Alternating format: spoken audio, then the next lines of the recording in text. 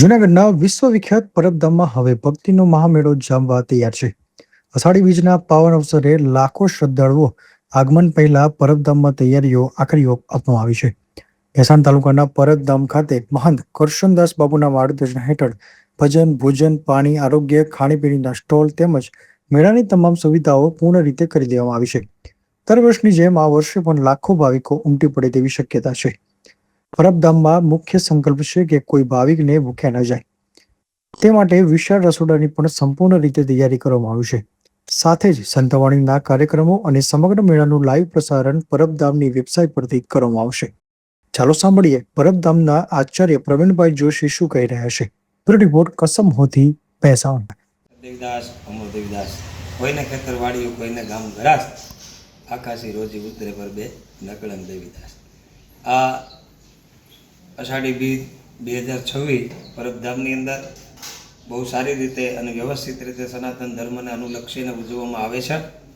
આ વર્ષે પણ સારી રીતે આ અષાઢી બીજનો મેળો વ્યવસ્થિત રીતે ઉજવાય એવું આયોજન પૂજ્ય કરશનદાસ બાપુએ લીધું છે. આજની તારીખે પરબધામની અંદર દરેક પ્રકારની પૂર્વ તૈયારીઓ થઈ ચૂકી છે. મેળા વિભાગની તૈયારી, યજ્ઞ વિભાગની તૈયારી, રસોડાની તૈયારી સંપૂર્ણ થઈ રહી છે અને એમાં હજારો સેવકો સેવા આપી અને પોતાનું કર્મ કરે છે.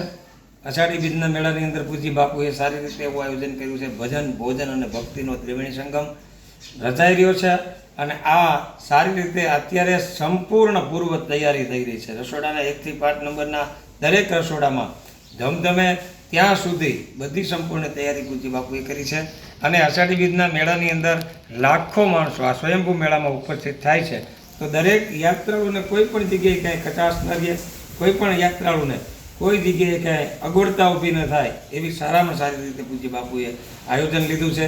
પૂર્વ તૈયારી આજની તારીખે સંપન્ન થઈ રહી છે. આગામી તારીખ 15 અને 16 2 દિવસનો ઉત્સવ છે. 16/7/2026 ગુરુવારના રોજ અષાઢી બીજનું ઉજવવામાં આવશે. પૂજ્ય બાપુના હાથે લોકમેળાને ખુલ્લો કરવામાં આવશે.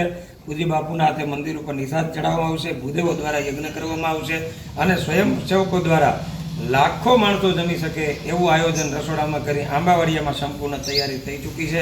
એટલે આવા આ સ્વયંભૂ મેળામાં દરેકે આવવું એવો અનુરોધ પૂજ્ય કરશનદાસ બાપુએ કરેલો છે. તો બધા જ મેળાનો લાભ લે એવો અહીંથી અનુરોધ પૂજ્ય બાપુનો છે. અચ્છું સતદેવીદાસ.